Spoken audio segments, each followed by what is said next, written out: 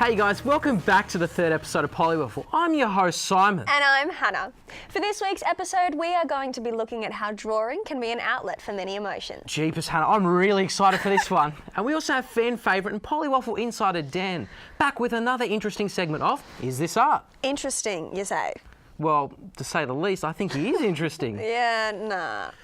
All right, so let's get into it. Our first segment of the day is in the life of the web designer. I am Terence Granger. I am a web developer. I work for a small company called Impagination. I do all sorts of things. I build websites for clients, maintain them, occasionally do things like some graphic design work, some copywriting work, and I also do a bit of film production and editing if a client needs a video for training purposes for one of their websites. Day in the life of a web designer, it's not all that glamorous. I work from home, so the commute is not that bad. I usually get up, go for a walk for, 20-30 minutes. I come home and have breakfast and have coffee so I can start the day. Then I'll usually Skype my boss to talk about what I need to do for the day. If it's doing some data entry stuff, need to update them on one of the projects I'm currently working on, I'll do that for a bit, have a break for lunch, and then go back to it for the rest of the day. The sort of artistic stuff I do for my work usually involves trying to take what the client wants and making it look really nice. Building a website is more than just making sure you've got content and links and everything works. You need to make sure you're communicating certain things with the design. You want to give feelings and impressions that people seeing the website will get without them consciously knowing. If they see a website and they come away thinking, oh yeah, this company is really good at doing X, Y, and Z, and you've communicated that just through images and colours and logos and things, then it's a really good feeling.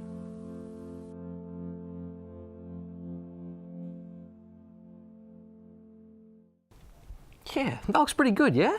Yeah, I agree. Yeah, that's good. But next part, please. Up next is the do-it-yourself segment, and this week we learn how to crochet a blanket.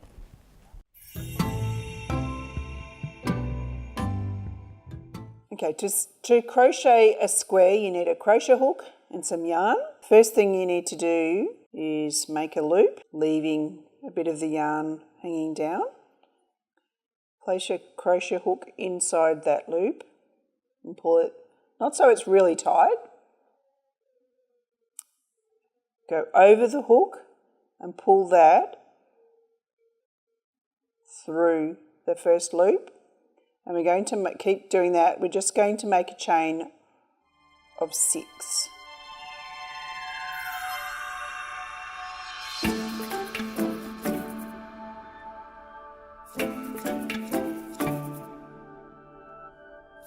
Five, 6. So we've made a chain.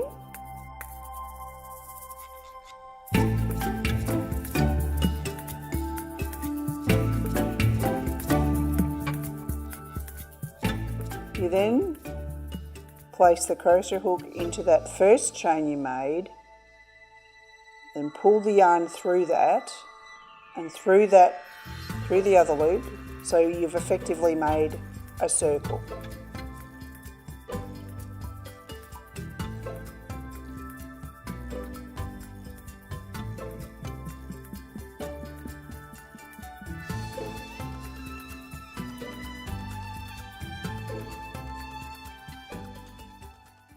Wow, that was bloody brilliant, mate. Oh, too right, eh? Yeah, nah, too easy. We are off now to our first feature story, and we'll be catching up with Anna Jenkins, an artist who also works with people who have disabilities. My name's Anna Jenkins, otherwise known as Anna Seed, which is my illustrator pseudonym. So I go by that name when I present my artwork, which you can see on the walls here. I'm an artist. I originally come from Tasmania. I moved to Melbourne to study at Melbourne Polytechnic. I graduated and this is my first solo show out from graduation.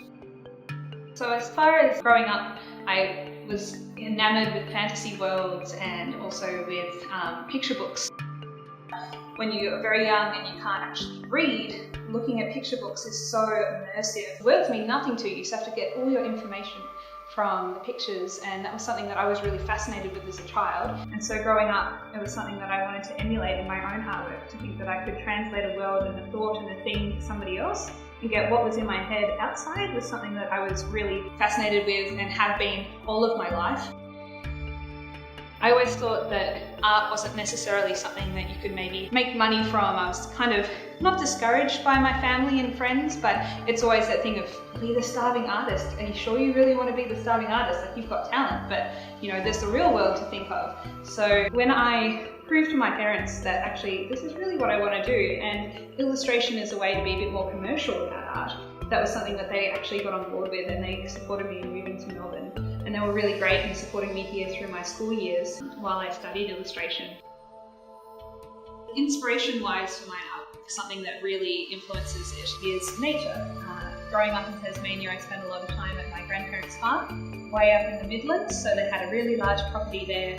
I had a very lackadaisical kind of approach to letting it just roam free, which isn't something that I think a lot of children, especially inner city children, get to experience. We were basically told in the morning, here's a packed lunch, I'll see you when it's dark. And so we had to amuse ourselves, they were busy. So what did we do? We went out in the fields, we went out into the forest, we went up the lanes, and we spent a lot of time just in nature, making our own fun without toys. And that's something that definitely really inspires my work.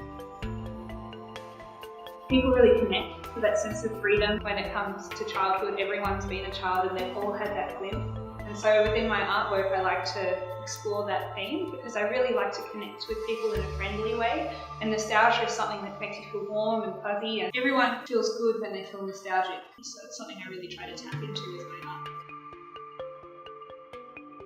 I kind of fell into the work with people with disabilities. I had done some teaching work here at Melbourne Polytechnic and really enjoyed it, but there was a gap open for someone to help people in class who needed a bit of extra help within the fine arts and the visual arts department, and I was lucky enough to be asked if I'd be interested in doing that. And what was really great was that I'd already worked with two of the people that I now work with in class. I was their teacher the year before, so we'd already built up a bit of a rapport, and I've really enjoyed helping them out. So I'm basically here to bridge a gap between what their disability kind of gets in the way of in their learning, and I help them bridge that gap, and it means that they can access and participate just as well as anybody else. At the end of my last year at Melbourne Polytechnic, I put together an illustration portfolio. Children's books is a perfect marriage for that. So I decided to put my portfolio together and send it out to a whole bunch of publishers. I just found whatever contact number or email I could find, and I rang, and I sent email after email, and I was just really insistent. I got some really nice feedback. I got no thanks, not our style, and that was fine until I had someone say, hey, actually we've got a project that suits your style to the ground. It's all about native animals, and that's something that I'm really interested in, is pushing like native animals out into the limelight instead of the European foxes and deers that often featured in our children's stories and whatnot. So I thought, great, this is my opportunity. So I was really lucky to first year out of school to spend that year illustrating this book, which is coming out next month, titled Creatures You and I. That was pretty amazing. Yeah. I really liked her passion for her art. They were absolutely solid illustrations. I love that she just put herself out there and contacted publishers. Yeah, no doubt about that. But coming up after the break, Dan the Man talks about non-visible art in his next part of Is This Art? Yep, and after that we'll be showing you guys our second feature story about a brand new song. We go in depth with an interview with lead singer Rebecca Jans. See you after the break.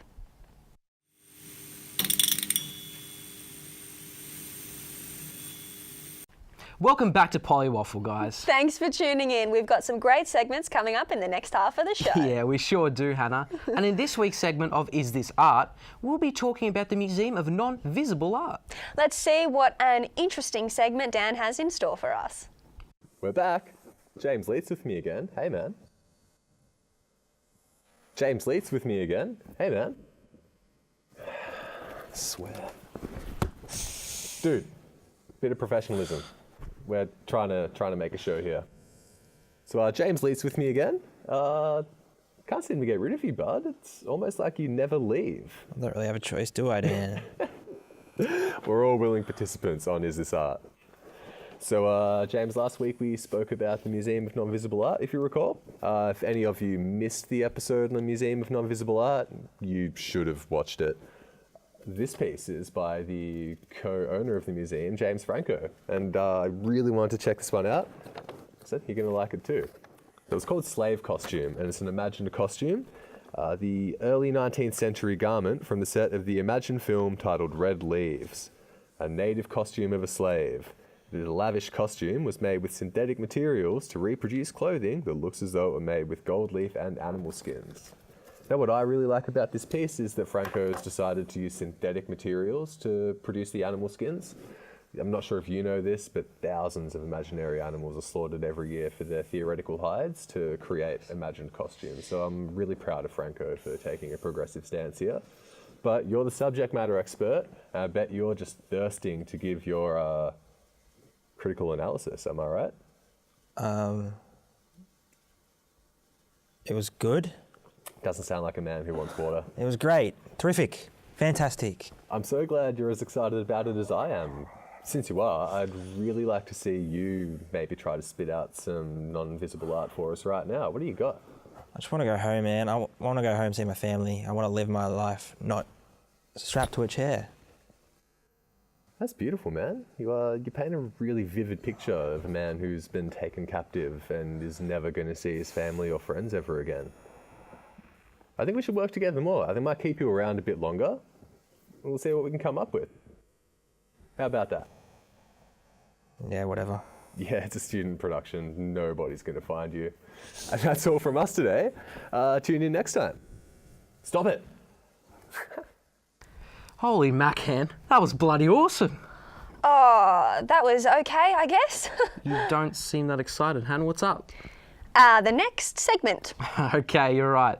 Up next is personal development for artists, and we'll be talking with Holly Steindl, and this time about how she likes drawing fairies.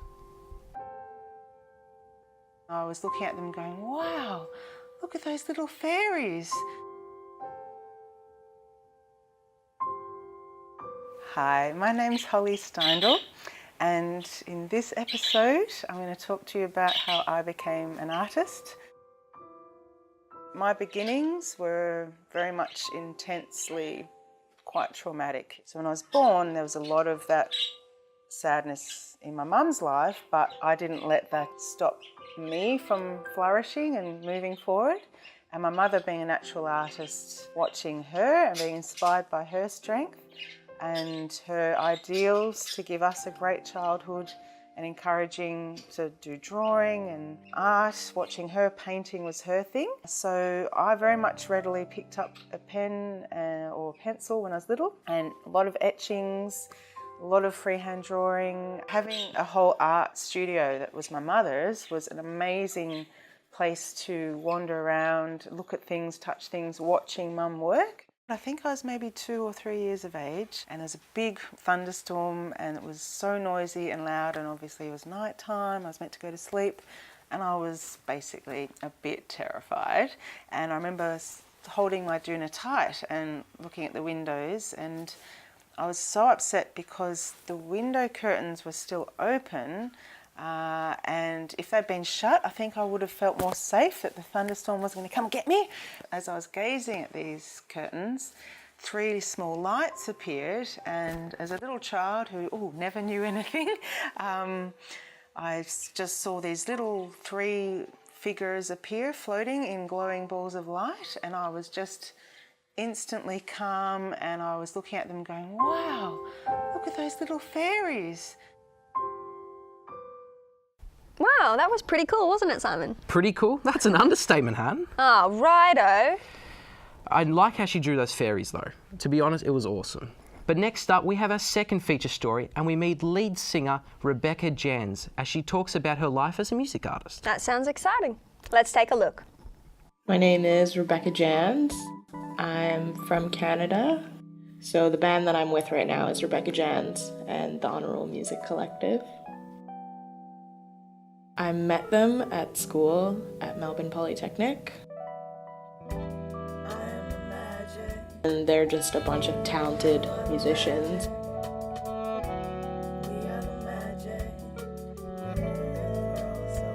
When we first started, I just kind of asked a bunch of people if they would be interested in doing one of my originals. And fortunately enough for me, they said yes. I sing R&B and soul music, write all my own originals. Now standing full, ready to tip, ready to sip, ready for now, ready for vows. I promise with my heart that I'll never leave till death do us part. Yes, I'm straight, ran far away, but I can't hide from you. So what is magic? My influences started in the church, singing gospel music and playing drums and singing with my brother and my dad. And my favorite artist is Lauryn Hill. I got the chance to see her at a One Love Music Festival about a year ago. She is my idol. She's incredible. We walk, we run, we fall, and after it all, the question exists. What is the calling? The calling. Magic that persists with one note, one look, you can't resist. I want to be able to go out and get gigs with my band, just have a solid project by the time it's finished. A supernatural, magical, masterful human being, and so begins the season. So begins the season. So much for the love of music back in the day, when the groove and the sway carried away. Let the DJ play, and MCs they hit or miss, and how they learn by grooving the real magic. So sick they spit, and that's what got you listening. I see myself in 5 to 10 years touring, hopefully, around the world with a solid band.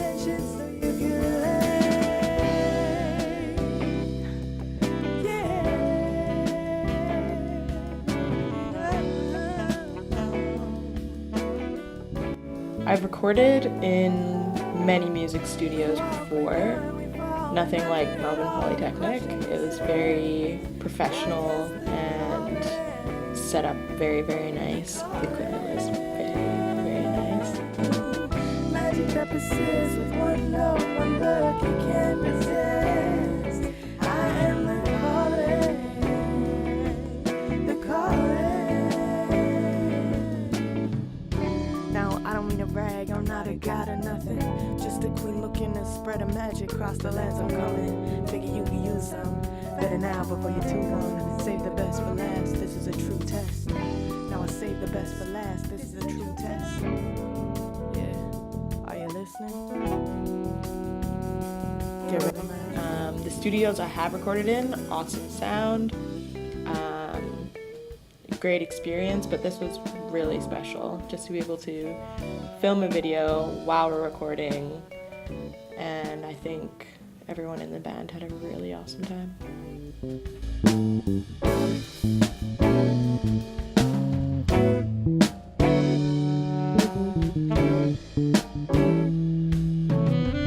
We walk, we run, we fall, and after it all, the question is, what is the calling? Holy guacamole, man. That was amazing. And they've only been singing together for 2 months, and they're so good. Considering they haven't recorded a video in a studio before. Yeah, I really like that song. Interesting, it very well was. Well, stick around everybody, because after the break, we follow fashion designer Angela Hernandez as she takes us to one of her favourite places. And after that, we've got our musical guest, Waddle and Wood, performing their song, Alley Cat. Be sure to stick around.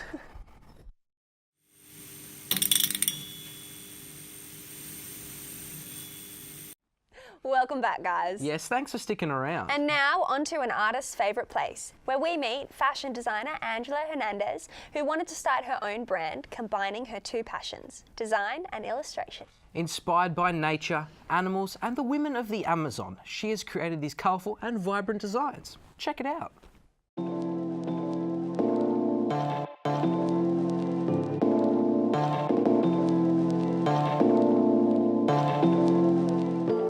My name is Angela Hernandez.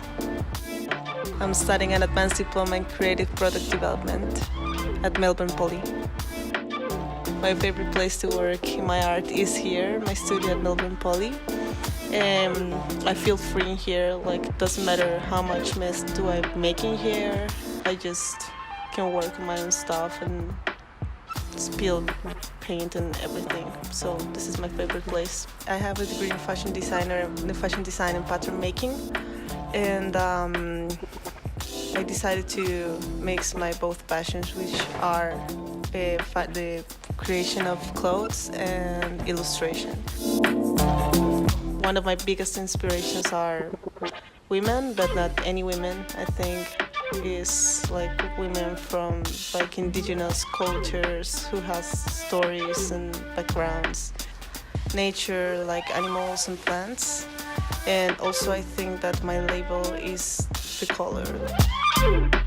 I think I enjoy everything from the process, from sketches, but I think that what makes me do this is to see the final product, to see how from anything I create something tangible. Wow, that was super interesting. Super interesting? That's definitely an understatement. Oh, righto, mate. Okay, I was lost for words and you're obviously a genius. Definitely. So, what's coming up next? Well, you know something, Hannah? I think it might be time to close this episode. Wow, I think you might be right, actually.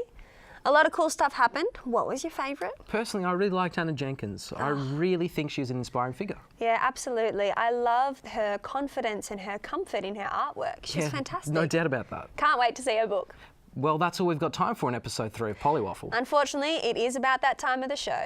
To take us away, Waddle and Wood will be performing their song Alley Cat. Until next time, I'm Hannah. And I'm Simon. And thank you for watching PolyWaffle.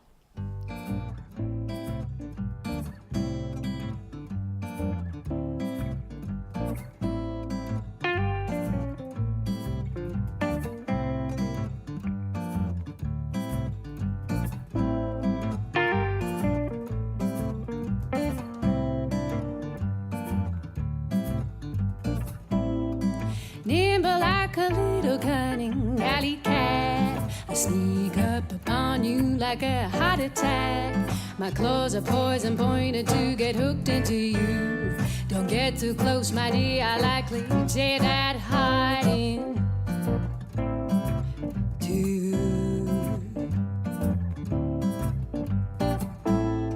Looking through your glasses at the tainted rose, shower me with compliments and colorful prose. But if you want me to get technical, I like the way your eyes light up with every goddamn thing that I say.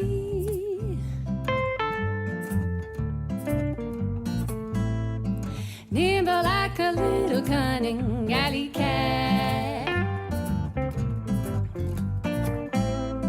nimble like a little cunning alley cat.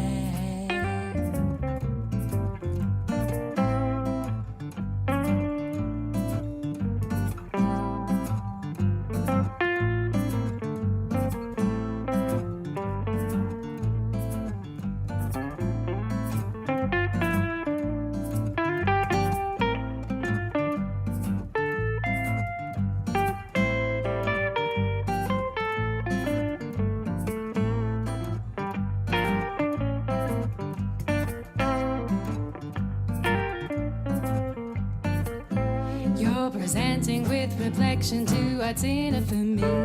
It's the way our bodies meet when we slip beneath the shades. Nimble like a little cunning alley cat, nimble like a little cunning